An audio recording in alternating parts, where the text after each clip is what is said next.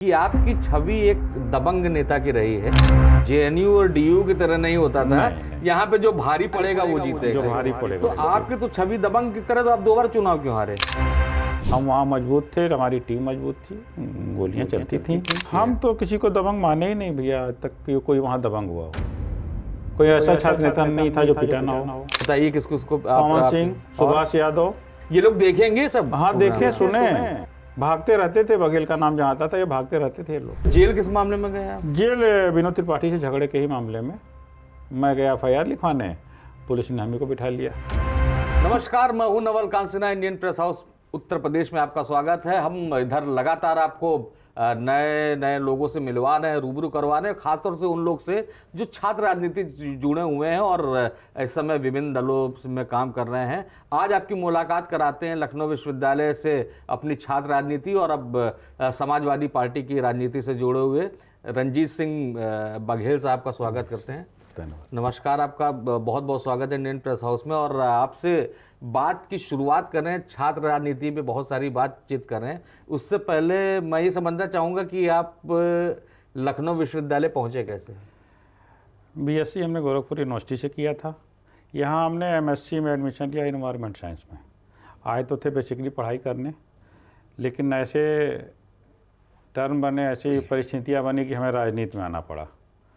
PhD में enrolled था मैं, छात्रों की मदद और तमाम लोगों की मदद करते हुए लोगों के लिए ही मुझे राजनीति में आना पड़ा। और मैं पहला चुनाव लड़ा 2004-05 में, रनर रहा 40-42 वोट से। और मुझे हराने के लिए पूरी कायनात इकट्ठा हो जाती थी कि बघेल को हराओ, कैसे भी हराओ। नहीं तो बघेल में ऐसा क्या था कि मतलब पहली बात तो आप चुनावी लड़ने क्यों उतर गए अगर आप पढ़ने आए थे? पहले तो ये बताइए, उसके आगे हम दूसरे सवाल पूछे आपसे। चुनाव छात्रों की मदद करते करते ऐसी परिस्थितियां बन गई कि छात्रों ने कहा कि भैया आप चुनाव लड़िए, हम आपके साथ रहेंगे और हम किसी के साथ नहीं रहेंगे, लेकिन आपको चुनाव लड़ना पड़ेगा। और छात्रों की बातों को हमने मना नहीं कर पाया, छोटे भाइयों की बातों को मना नहीं कर पाया और राजनीति में आ गया। तो कौन कौन से चुनाव लड़े और क्या वजह रही कि आप चुनाव नहीं जीत पाए? पहला चुनाव मेरा, मैं जीतने के कगार पे ही था। मेरे एक साथी की 5 दिन पहले हत्या कर दी गई। JP सिंह छात्र नेता थे, अध्यक्ष पद का चुनाव लड़ रहे थे। एक प्रवीण सिंह थे आजमगढ़ के, वो भी अध्यक्ष पद का चुनाव लड़ रहे थे। दोनों लोगों में बातचीत बढ़ी और गोलियां चलने की स्थिति आ गई। उसमें गोली एक हमारे मित्र को लग गई। क्या नाम था उनका? मनीष राय नाम था उनका। उनको लेके हम लोगों ने हॉस्पिटल, पोस्टमार्टम, फिर घर पहुंचाना। नहीं, ये पूरी घटना बताइए तफसील से कि क्या हुआ था। दरअसल में JP सिंह भी अध्यक्ष पद का चुनाव लड़ते थे, प्रवीण सिंह भी आए थे आजमगढ़ से अध्यक्ष पद का चुनाव। पहले दोनों लोग साथ ही रहते थे, लेकिन JP सिंह के समर्थक ज़्यादा उग्र थे। कहा सुनी बात बढ़ते गई, ये बात करीब हफ्तों चली। लेकिन प्रवीण सिंह ने अपने फिर नॉमिनेशन के दिन जो है आजमगढ़ के बड़े गुंडों को बुलाया जो अपराधी प्रवृत्ति के थे। वो अपने नशे में धुत होकर फायरिंग करने लगे रात में। उसी में एक गोली जो है हमारे मित्र को लग गई अनजाने में, मनीष राय को, जिससे उसका देहांत हो गया। एक दोस्त आपका इस छात्र राजनीति का शिकार होता है, दुनिया से चला जाता है। उसके जाने के बाद उसके समर्थन में क्या किया आपने? उसको एक भाई बड़ा यही था और एक छोटा भाई था, मित्र भी था। पहले तो हम लोगों ने FIR कराई, पोस्टमार्टम हुआ, बॉडी को घर ले गए, दाह संस्कार में पूरी तरह से। नहीं, ये तो ऊपर वक्त में ये तो होता ही होता है, क्योंकि लेकिन आपने दोस्त के रूप में अपने दोस्त के लिए क्या किया? उसकी बड़ी इच्छा थी कि मैं चुनाव जीतूं, लेकिन मैं निराश था। लोगों ने कहा कि उसकी बड़ी इच्छा थी कि आप चुनाव लड़के जीतिए। तो फिर मेरा 4 दिन बचे थे चुनाव में जब उसकी हत्या हुई थी, नॉमिनेशन के दिन ही हुई थी। और फिर मैं उसके दाह संस्कार के बाद लौटा तो फिर लोगों के कहने पे फिर मैं उसी उत्साह से आगे बढ़ा और चुनाव के जीत के करीब पहुंचा। काउंटिंग में भी मैं आगे जा रहा था। तभी लखनऊ DM थी श्रीमती आराधना शुक्ला, आती हैं, सब काउंटिंग बंद कराती हैं। उसके बाद सारे प्रत्याशियों को बाहर किया जाता है। क्या खेल होता है, फिर मुझे 40-42 वोट से हरा दिया जाता है। समाजवादी पार्टी की पूरी एक लिस्ट आती है कि ये विजयी हुए। तो अब तो आप समाजवादी पार्टी में उस समय किस पार्टी से जुड़े हुए थे? निर्दल ही लड़े थे हम चुनाव। अखिलेश जी से जाके मैं मिला, राष्ट्रीय अध्यक्ष जी से। उन्होंने तो ऐसी पार्टी से आप कैसे जुड़ गए जहाँ पे तीन तिकड़म करके चुनाव जिताया हराया जाता हो, तो वो आपकी पार्टी की चॉइस कैसे बनी? अखिलेश जी बहुत अच्छे दिल के हैं, अच्छे नेता हैं, सांसद थे उस समय, हमको भी बहुत पसंद करते थे। वो गए, हम उनसे मिले, उन्होंने कहा कि तुम्हारे लिए मैं इस सीट पे कोई टिकट या किसी को कैंडिडेट नहीं बनाऊंगा, तुमने निश्चिंत होकर चुनाव लड़ो और कोई इस पद पे प्रत्याशी हमारा नहीं रहेगा, तुम भी हमारे हो और किसी को घोषित नहीं करेंगे। ये उनका बड़ा आशीर्वाद रहा जो है। और बड़े भाइयों में हमारे गोप भाई, अरविंद सिंह गोप भाई, इनकी बड़ी कृपा रही हमारे ऊपर जो है। इन्होंने शुरू से ही हाथ रखा और राजनीति में लेके आगे आए हमको, और हर जगह स्तंभ की तरह खड़े होकर मेरी मदद की है ये। रंजीत जी, आपको मालूम है क्यों हम बुलाए हैं? जी, इतने सारे नेताओं में आपका चयन किया है, उसकी वजह यह है कि आपकी छवि एक दबंग नेता की रही है और एक मजबूत नेता की रही है। और उस दौर में जब यूनिवर्सिटी जहाँ पे सीधे सीधे गोलियां चलने लगी थी, मर्डर होने लगे थे, उस दौर के आगे तक की आप राजनीति सफ़र में जुड़े रहे, आपके संग भी बहुत सारे घटनाएं हुई। तो ये जो दबंग वाली छवि है, ये दबंग क्या थे सभी भैया। राजनीति, मतलब लखनऊ यूनिवर्सिटी के छात्र की राजनीति में दबंग होना क्या एक बहुत इम्पोर्टेंट चीज था? इम्पॉर्टेंट। आप अगर मजबूत नहीं तो सर्वाइव नहीं कर पाएंगे। आप किसी के एडमिशन की में मदद नहीं कर पाएंगे, किसी की फीस नहीं जमा करा पाएंगे, किसी को हॉस्टल नहीं दिलवा पाएंगे। तो यही तो छात्रों की मदद है। अगर आप मजबूत नहीं रहेंगे, आपकी बात ही कोई नहीं सुनेगा। नहीं, बात करने का लोकतांत्रिक तरीका भी तो होता है। लोकतांत्रिक का स्तर यह है कि वहाँ पे कोई सुनवाई, आप मजबूत नहीं है तो नहीं सुनवाई है। हम वहाँ मजबूत थे, हमारी टीम मजबूत थी, गोलियाँ चलती थीं, और ऐसा नहीं था कि किसी के मेड़ की लड़ाई थी, यह वर्चस्व की लड़ाई होती थी और उसमें कोई ना कोई किसी का शिकार बनता था, सब मारे जाते मतलब थे। यहाँ पे जो चुनाव होता था वो जेएनयू और डीयू की तरह नहीं होता था। नहीं। यहाँ पे जो भारी पड़ेगा वो जीतेगा। जो भारी पड़ेगा तो वो जीतेगा। आपकी तो छवि दबंग की तरह, तो आप 2 बार चुनाव क्यों हारे? एक व्यक्ति अकेला और पूरे माफियाओं से लड़ रहा है, सारे बड़े नेताओं से लड़ रहा है। वर्तमान सरकार में मंत्री हैं, वो सूचना लेते रहते थे कि बघेल हारा कि नहीं हारा। दयाशंकर सिंह की बात कर जी रहे हैं? बिल्कुल। उन्होंने, उनसे आपकी क्या दुश्मनी कोई थी? दुश्मनी नहीं, बस ये है कि मैं दरवाजे पे जाता नहीं हूँ किसी के दरवाजे में। ये तो बड़े बड़े माफिया हैं जो इंतजार में रहते थे कि जो है बघेल हारा कि नहीं हारा। सिर्फ नाराजगी इतनी कि माफिया की बात की तो आप माफियाओं के नाम भी तो बताइए। माफिया जो भी आप बड़े बड़े नाम सुनते होंगे, नहीं, मैं कोई नाम नहीं सुनता हूँ, आप बताइए क्या नाम आपने जिक्र किया है। इंटरव्यू भी किया है उनका, 2 लोगों में बड़ी प्रतिस्पर्धा भी चली जो है। नहीं, नाम बताइए ना, खुल के बताइए अगर आप बात कर रहे हैं। अभय सिंह जी हैं विधायक जी, पूर्व सांसद जी हैं, पूर्व रंजय सिंह जी हैं। तो मैं कभी कहीं मदद मांगने मैं इनके दरवाजे पर नहीं गया, न दयाशंकर सिंह के दरवाजे कोई मदद मांगने गया। शिवभूषण सिंह उस समय महामंत्री होते थे, उनको जिताने के लिए चुनाव हम लोगों ने खून बहाया। मतलब 3 की पर्सन का नाम आपने जिक्र लिया है, हाँ। अभय सिंह, एक धनंजय सिंह, दयाशंकर सिंह, उसमें रामू द्विवेदी भी शामिल है। रामू द्विवेदी। और ये एक दौर में, अब अलग अलग होंगे, पहले हाँ। तो एक ही हुआ करते थे। नहीं, अलग अलग ही थे तब भी, जब हम आए प्रवेश किए यूनिवर्सिटी में तो अलग अलग ही थे।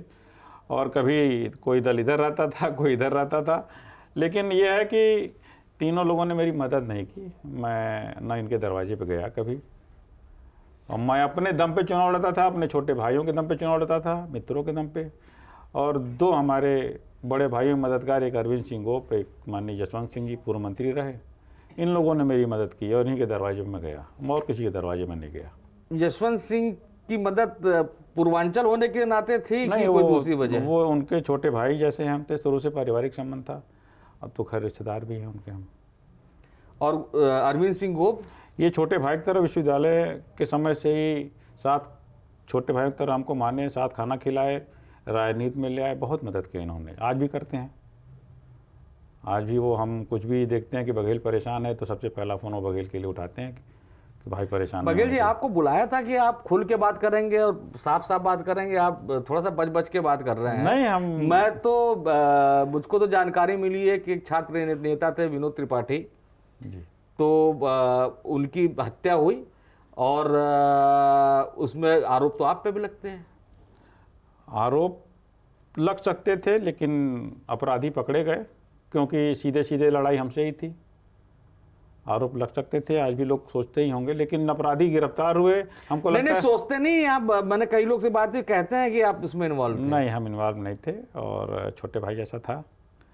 और हमने तो काफ़ी मदद की, शुरुआत में ही हमारे पास आया था वो, हमने काफ़ी मदद की। टिकट के पैसे अयोध्या तक नहीं होते थे जाने के लिए तो मैं देता था, विनोद को भी, गौरव को भी, साथ खाना खाते थे सब। मैंने कभी सोचा नहीं, लेकिन उन सबों के दिमाग में। अच्छा, तो ये जो विनोद की हत्या हुई, ये पूरा मुझे सीक्वेंस समझाइए क्या था। दरअसल में विनोद, देखिए कहावत है ना, जो दूसरों के लिए गड्ढा खोदता है उसमें खुद गिर जाता है। तो उसने गड्ढा खोदा मेरे लिए, अपराधियों को पाला पोसा, जो लुटेरे भी थे, हत्यारे भी थे, उनका साथ था। तो जब तुम कुछ नहीं थे तब उनका साथ था, अब जब तुम मंत्री महामंत्री बन गए विश्वविद्यालय के तो उनसे अपने आप को एक किनारा करने लगा। और भी कुछ अंदर की बातें हम बता नहीं सकते कैमरे पे उसको। तो इस खुन्नस में सीधे सीधे नाम ना बताया कि मतलब जो किस्सा तो बता ही सकते हैं ना पूरा। कुछ संबंध ऐसे थे, जिसने हत्या की उसके परिवार से, वो मजबूरी में उसको मारना पड़ा जो है, बल्कि बड़े अच्छे दोस्त थे दोनों। उसकी भी बाद में इनकाउंटर में हत्या हो गई जो है, इनकाउंटर पुलिस ने कर दिया उसका जो है। इनकाउंटर हो गया तो नाम भी ले सकते हैं। हाँ, वो अंशु दीक्षित लड़का था जिसने मारा था। ये इनमें लड़ाई किस बात को लेकर के थी? लड़ाई एक तो जब हम आपके बुरे वक्त में साथ रहें, अब आपका वक्त अच्छा आ जाए तो आप हमें किनारे कर दें, एक ये लड़ाई। दूसरी लड़ाई पैसे रुपए के लेन देन की। पैसा रुपया विनोद अपने पास रखते थे, सारा कमा के लाए, वो देते नहीं थे। तो यही सब लड़ाइयाँ थी आर्थिक। तो ये तो आप जो लखनऊ विश्वविद्यालय की मतलब जो छात्र संघ चुनाव होते थे उसके आखिरी चरण में आप रहे, और उस दौर में आप खुद ही कह रहे हैं कि दबंग होना ही राजनीति की एक जरूरी वजह हुआ करती थी। तो वहाँ पे तो सभी लोग दबंग थे, उन दबंगों के बीच में आपने अपने को कैसे स्थापित किया? हम तो किसी को दबंग माने ही नहीं भैया, आज तक कि कोई वहाँ दबंग हुआ हो। कोई ऐसा छात्र नेता नहीं था जो पिटा ना हो।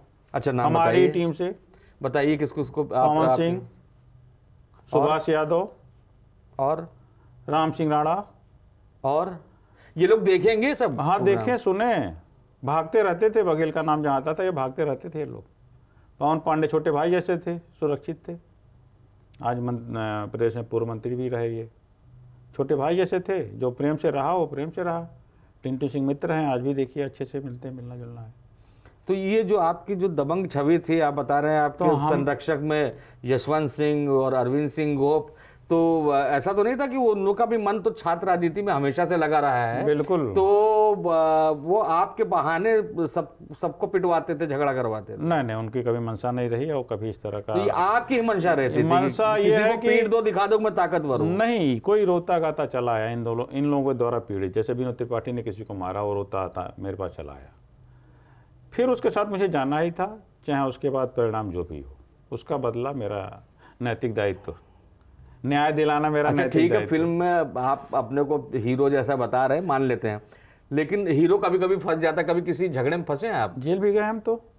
नहीं, वो जेल जाना तो अलग, भी किसी झगड़े में ऑन द स्पॉट फंस गए हैं और निकलने में परेशानी हुई? कभी नहीं, कभी नहीं। ईश्वर की ऐसी कृपा रही कि कोई उंगली भी नहीं छू पाया आज तक, आज भी वैसे साफ सुथरे।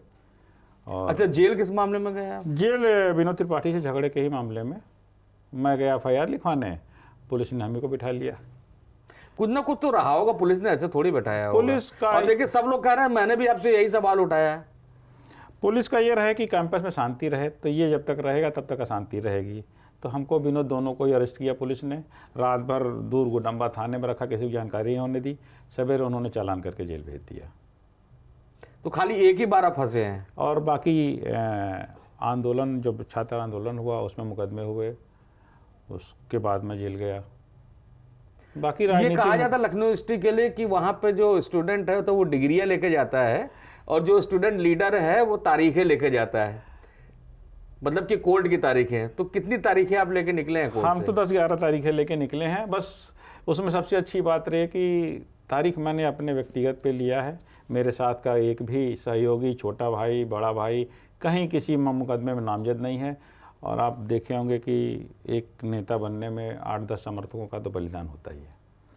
इसमें मुकदमे होते हैं, आर्थिक शोषण, शारीरिक शोषण, मानसिक शोषण, लेकिन मेरे साथ का कोई ऐसा व्यक्ति नहीं है जो ये कह सके कि बघेल की वजह से मुझे ये परेशानी हुई। नहीं, बघेल जी जो दबंग नेता विश्वविद्यालय के थे, रोज अखबारों में खबरें छपती थी, मैं भी लखनऊ यूनिवर्सिटी की बहुत रिपोर्टिंग किया हूँ। तो एक उनकी छवि थी होटलों में मुफ्त खाना खाने की, सस्ती कपड़ों में डिस्काउंट कराने की और जो कोचिंग है उसमें एडमिशन कराने की, क्योंकि पैसा तो चाहिए होता होगा। तो आप भी छात्र राजनेता रहे हैं, तो आप जो ये अपना जो आर्थिक स्थिति शुरुआती है दौर रहा है, वो कैसे मैनेज करते थे? शुरुआती दौर रहा है कि कोचिंगों के एडमिशन में जाना भी पड़ता था, और टीम गई साथ खाना खाने तो खाना खाएगी ही, और घर से इतना नहीं मिलता था कि हम लोग जो है 10 लोगों 20 लोगों का खाना एक साथ बना पाएँ, खिला पाएँ। लेकिन धीरे धीरे व्यवस्था अच्छी होती गई। फिर कहीं ये कोई शहर में ऐसा कोई FIR नहीं है कि हमारे यहाँ आए थे डिस्काउंट मांगने। ये और लोगों पे है डिस्काउंट, ये FIR कि हमारे यहाँ खाना खाने आए और हमारे यहाँ कपड़ा लेने आए, डिस्काउंट नहीं दिया तो हमको मारे। ये है FIR, बड़े पूर्व मंत्रियों पे भी है। नहीं, बहुत अच्छा। और आपसे मैंने जो भी सवाल पूछे और कुछ सवालों के आपने बड़े साफगोई से जवाब दिए, तो आपका बहुत बहुत धन्यवाद। तो ये थे रंजीत सिंह बघेल। इनको आपने जो पूरा पॉडकास्ट देखा ही है, उम्मीद करूंगा कि आप इसमें जो कमेंट भी करेंगे, और अगर सब्सक्राइब नहीं किया है तो सब्सक्राइब भी करेंगे, और अपनी राय रखिए, खुल के राय रखिए। और किस और यूनिवर्सिटी से जुड़े, छात्र राजनीति से जुड़े शख्सियत से मिलना चाहते हैं, हमें ज़रूर बताइए। फिलहाल नमस्कार।